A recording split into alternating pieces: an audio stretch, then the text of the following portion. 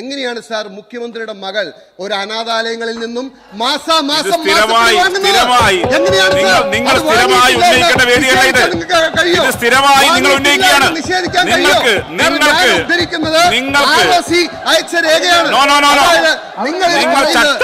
ചട്ടവും ക്രമവും പാലിക്കാത്ത ഒരു കാര്യവും സഭാരേഖയിൽ ഉണ്ടാവില്ല. ചട്ടവും ക്രമവും പാലിക്കാത്ത ഒരു രേഖയും ഒരു വാക്കും സഭാരേഖയിൽ ഉണ്ടാവില്ല.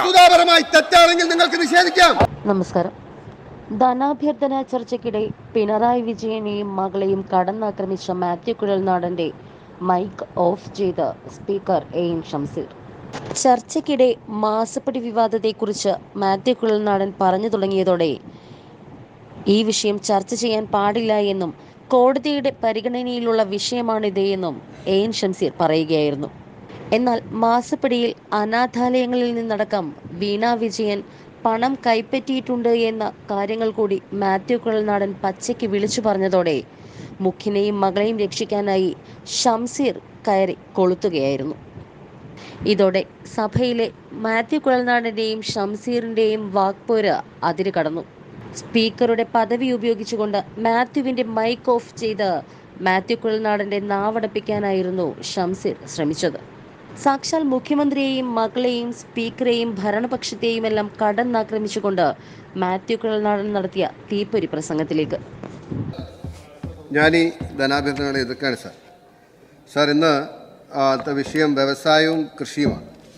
ഇതിനെ സംബന്ധിച്ച് 10 മിനിറ്റിൽ സംസാരിക്കാൻ ഒന്നും പറയാൻ പറ്റില്ല. ഞാൻ അതുകൊണ്ട് ഒരു കാര്യം മാത്രം സൂചിപ്പിക്കാം. വളരെ പറയുന്ന കാര്യങ്ങൾ അതിൻ്റെ സെൻസിൽ ഉൾക്കൊള്ളാൻ പറ്റുന്നുണ്ടെങ്കിൽ ഞാൻ ചുരുക്കി പറയാം.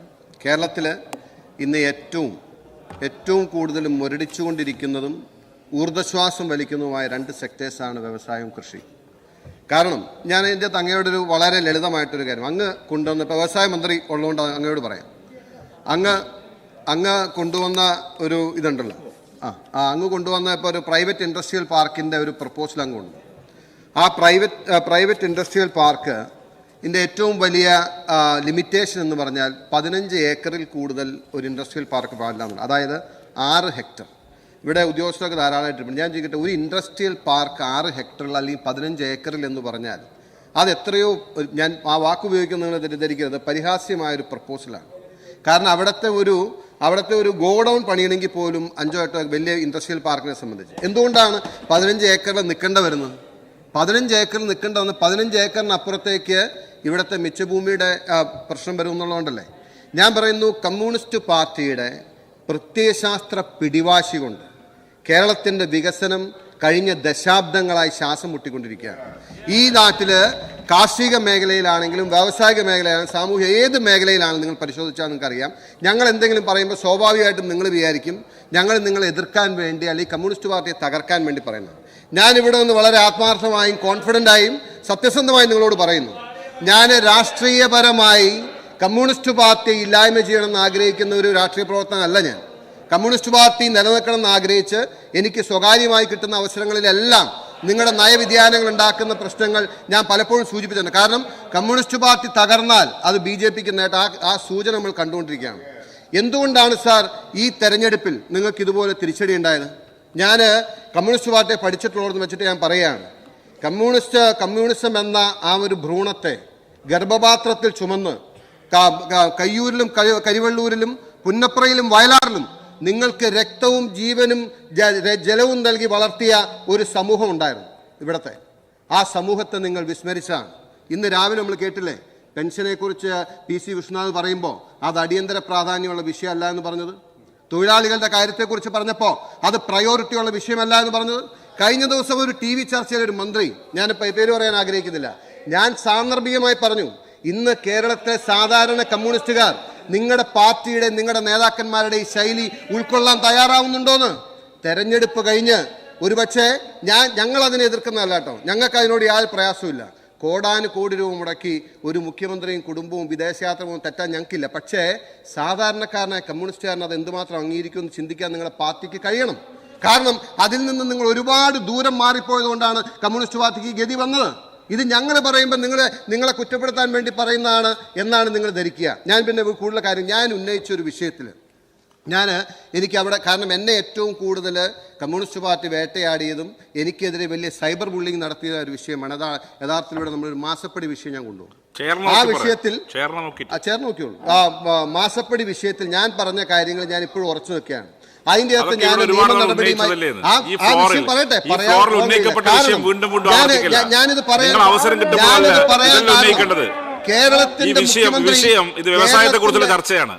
നിങ്ങൾ സാധാരണ സ്ഥിരമായി ഉന്നയിക്കുന്ന പല്ലവി ഇവിടെ പാടില്ല. നിങ്ങൾക്ക്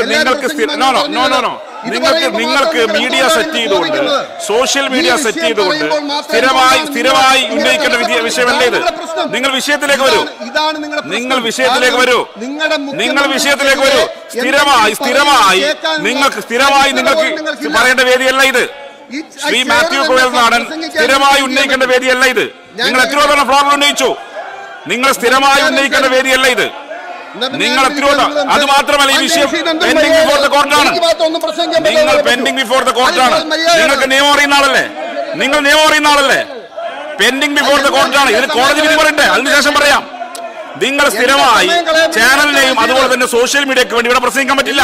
നിങ്ങൾ വിഷയത്തിലേക്ക് വരൂ. അതായത് ആ വിഷയത്തെ സംബന്ധിച്ച് മുഖ്യമന്ത്രി പിണറായി വിജയൻ കേരളത്തിലെ ജനങ്ങളോട് പറഞ്ഞൊരു ഭാഷയുണ്ട്. കേരളത്തിലെ ജനങ്ങളോട് കേരളത്തിന്റെ മുഖ്യമന്ത്രി പറഞ്ഞത് PV എന്ന് പറഞ്ഞാൽ ആരൊക്കെയാവാം, ഞാനല്ല എന്ന് പറഞ്ഞു. ഇന്നും അത് വിശ്വസിച്ച് ഏറ്റുപാടുന്ന കമ്മ്യൂണിസ്റ്റ് സഖാക്കന്മാരും നേതാക്കന്മാരും ഇവിടെയുണ്ട്. ഞാൻ പറയാം, ഇന്ന് ഹൈക്കോടതി പിണറായി വിജയന് നോട്ടീസ് അയച്ചിട്ടുണ്ട്. ഞാൻ ചോദിക്കുന്ന കാര്യം, കോടതിക്ക് മുമ്പാകുള്ള വിഷയം ഇവിടെ പരാമർശിക്കാൻ പാടില്ല. കോടതിക്ക് മുമ്പ് സബ് ജുഡീസ് ആണ്. നിങ്ങൾ അഭിഭാഷകനാണ്. സബ് ജുഡീസ് ആയ ഒരു വിഷയം ഇവിടെ പരാമർശിക്കാൻ പാടില്ല. സബ് ജുഡീസ് ആയ ഒരു വിഷയം ഇവിടെ പരാമർശിക്കാൻ പാടില്ല. സോറി സബ് ജുഡീസ് ആയ വിഷയം പരാമർശിക്കാൻ പാടില്ല. മറ്റു കാര്യങ്ങൾ പറഞ്ഞോ. ഇത് sub judice rules and procedures പ്രകാരം എനിക്ക് പോകാൻ പറ്റൂ. റൂൾസ് ആൻഡ് പ്രൊസീജിയേഴ്സ് പ്രകാരം എനിക്ക് പോകാൻ പറ്റൂ. നിങ്ങൾ പറഞ്ഞല്ലോ കോടതി നോട്ടീസ് അയച്ചു. അത് കോടതി ഡിസൈഡ് ചെയ്യട്ടെ. നിങ്ങൾ മറ്റു കാര്യങ്ങൾക്ക് വരൂ. ഞാൻ പ്രസംഗിക്കേണ്ട വിഷയം ഏതാണെന്ന് ഞാനല്ലേ തീരുമാനിക്കണേ. ഇവിടെ കൃത്യമായി റൂൾസ് ആൻഡ് പ്രൊസീജിയേഴ്സ് പറയുന്നുണ്ട്. കോടതിക്ക് മുമ്പാകുള്ള വിഷയം പറയാൻ പാടില്ല. അത് പറയുന്നത് അങ്ങ് പുതിയ ആളായതുകൊണ്ട് അദ്ദേഹം പറയട്ടെ. അങ്ങ് പുതിയ ആളായതുകൊണ്ടാണ്. സീനിയേഴ്സിനോട് ചോദിക്കൂ. സീനിയേഴ്സായോട് ചോദിക്കൂ. നിങ്ങൾ സീനിയേഴ്സായോട് ചോദിക്കൂ. യെസ്, ഇത് മര്യാദ കേടല്ല. കോടതിക്ക് മുമ്പാകുള്ള വിഷയം ഉന്നയിക്കാൻ പാടില്ല. അത് നിങ്ങൾ ചോദിച്ചു നോക്കൂ. നിങ്ങളുടെ സീനിയേഴ്സ് ആയിട്ടുള്ള സാമാജികോട് ചോദിച്ചു നോക്കൂ. ഞാൻ പിണറായി വിജയൻ പറഞ്ഞ ഒരു വാചകത്തെ കുറിച്ചാണ്, അതിനെ കുറിച്ച് പറയാൻ പാടില്ല. കോടതിക്ക് മുമ്പാകുള്ള വിഷയത്തെ കുറിച്ച് പരാമർശിക്കാൻ പാടില്ല. കോടതിയിലെ കാര്യമല്ല പറയണേ. നിങ്ങൾ പറഞ്ഞല്ലോ. അതായത് മുഖ്യമന്ത്രി പറഞ്ഞു PV എന്നത് ഞാനല്ല എന്ന് പറഞ്ഞു. ശരിയാണല്ലോ, അത് കോടതി പറഞ്ഞല്ലോ. ഞാൻ പറയുന്നത് ആ വാദം അദ്ദേഹം എടുക്കുമെന്നുണ്ടെങ്കിൽ ഞാനൊരു ഭാഷ പറഞ്ഞിരുന്നു.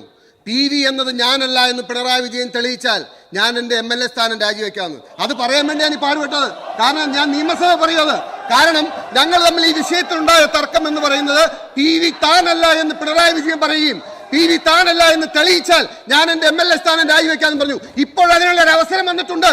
ഹൈക്കോടതിയിൽ അദ്ദേഹം പറയട്ടെ ആ PV ഞാനല്ല എന്ന്. അത് പറയാനുള്ള ആർജം ഉണ്ടെങ്കിൽ കാണാം. ഇത് മാത്രമല്ല സർ, മാസപ്പടി എന്ന് പറയുമ്പോൾ നമ്മളിപ്പോ CMR-ൽ നിന്ന് വാങ്ങിയതിനെ കുറിച്ചല്ലേ നമ്മൾ കേട്ടത്. ഞാൻ ഒരു രേഖ ഈ സഭയുടെ മുമ്പിൽ പറയാൻ ആഗ്രഹിക്കുകയാണ്. അതായത് ROC അയച്ച ഒരു നോട്ടീസിൽ പറയാണ്, from the bank statement produced, it could be seen that company has been regularly, almost every month, receiving amount from various charitable organizations, institutions, etc.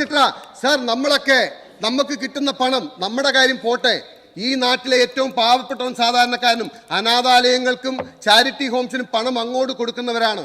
എങ്ങനെയാണ് സാർ മുഖ്യമന്ത്രിയുടെ മകൾ ഒരു അനാഥാലയങ്ങളിൽ നിന്നും മാസാമാസം